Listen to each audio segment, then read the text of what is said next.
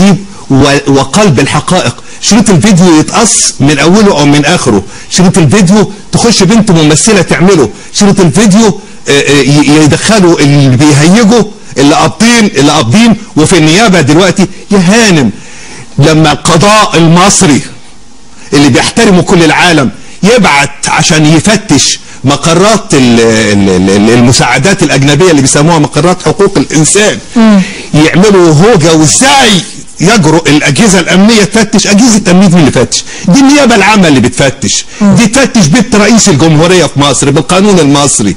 احنا في مصر ما احناش في أي حتة تانية، وفي أي مكان بيحصل ما هو أشد من كده. احنا داخلين نفتش مكان حامت حوله الشبهات وتجمعت لدى النيابة دلائل أو أدلة أو قرائن بتقول أن هناك خطأ في هذا المكان ضد مصلحة البلد.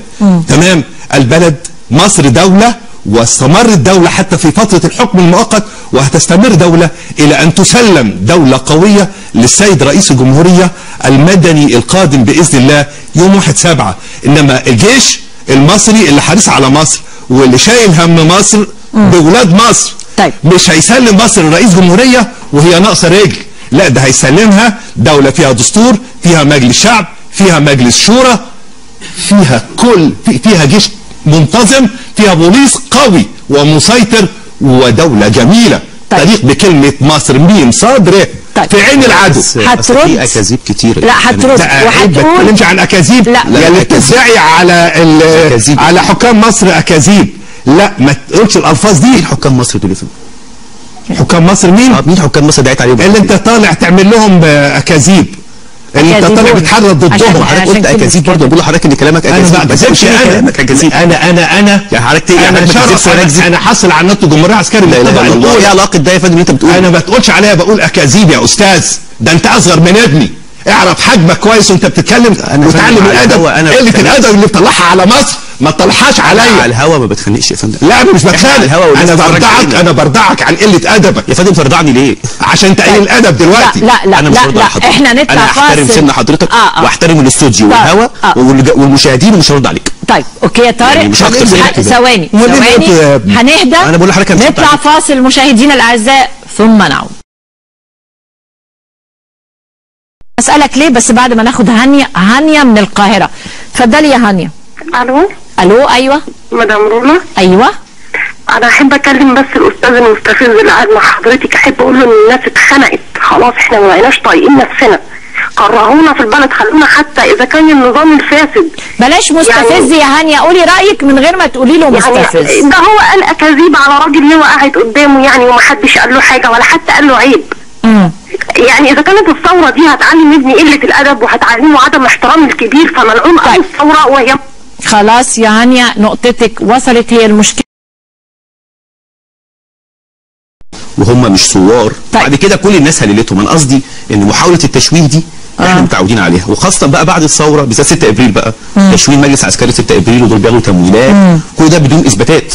فاحنا واخدين عاده، متعودين ان احنا في بعض الناس صدقت الكلام دوت فبتهاجمنا. فانا مش مستغرب من كلام سوداني. طيب وعلى فكره رد فعل سيادة اللي هو معلش انا اسف، هو رد فعل المجلس العسكري بشكل عام عدم القدره على قبول النقد.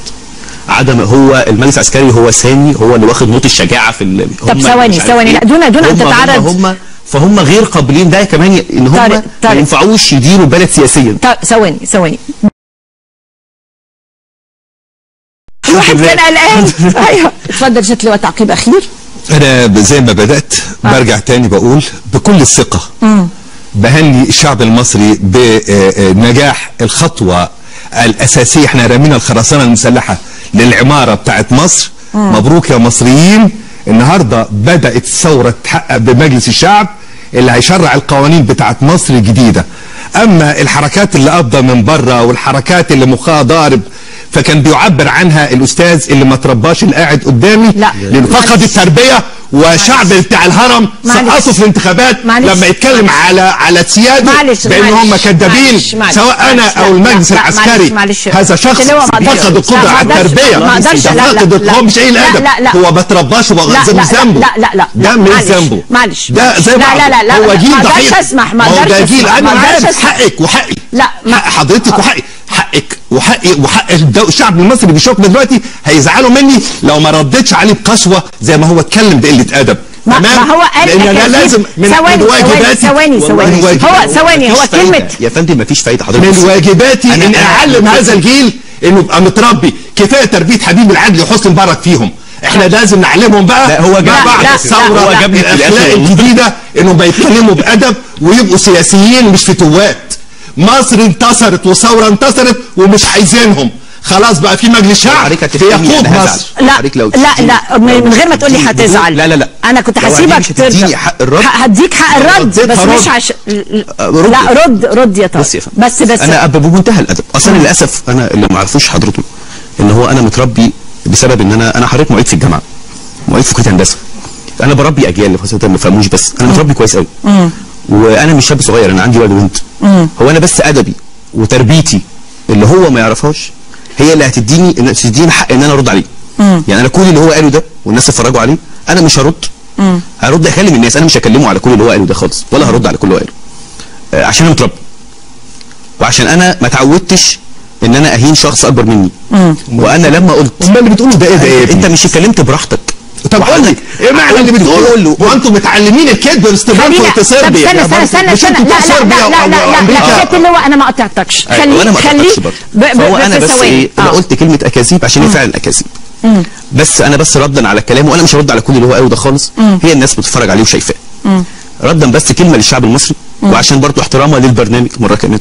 انا مش داخلين في خناقه مع حد، وانا الشخص الاكبر مني بحاول على قد ما اقدر ما اتخانقش معاه عشان هو يعني الخناق مش هيوصل لاقصى من كده، فهو مش مهم اللي قاله يعني. نيجي بقى الكلمه للشعب المصري يفتكروا كويس قوي ان الثوره دي احنا في ثوره. الثوره دي عملتها شباب نادوا بيها. في ضغوط في الشعب المصري حاليا وفي مشاكل في الاقتصاد والناس تعبانه، بس يفتكروا ال 18 يوم ويفتكروا الهجوم اللي كان موجود على شباب الثوره ايام زي ما هو قال اللي كان بيعمله حبيب العدلي. هو فكرنا احنا مالناش اسياد على فكره، ردا على الكلام احنا مالناش اسياد ولا اللي هيرقصنا سيدنا. يعني لازم العقليه اللي موجوده في الجيش والعقليه اللي موجوده في الناس دي ان اسياد واسياد. احنا مالناش اسياد. احنا اللي بيرقصنا خادم عندنا وخادم عند الشعب وخادم عند الشعب. احنا مش الناس كلها عارفه احنا مش موالين، بالعكس احنا شباب. فينا شباب اتضر بسبب الثوره برضه وفقد شغله، مش موالين من حد. مالناش اجنتات، بالعكس احنا بنشتغل بحب مصر. بنفكر الناس ان هم يستحملوا هانت. الثوره هي اللي سببت ده مش الشباب على فكره. الثوره عشان غيرت نظام كان كابت على البلد هي اللي سببت في الاقتصاد ده. وسوء اداره المجلس العسكري للفتره الانتقاليه احدى اسباب تدهور الاقتصاد اكتر واكتر. وطول الفتره الانتقاليه بدل ما كانت 6 اشهر، طول الفتره الانتقاليه دي سببها ان الراجل نفسه المستشار طارق البشري اعلن عن ندمه على التعديلات اللي هو عملها بسبب ان هو اتضحك عليه. طيب هو ده مش موضوعنا، مش احنا، ده مش موضوعنا. على كل مشاهدينا الاعزاء الفقره ابتدت بكاذبون.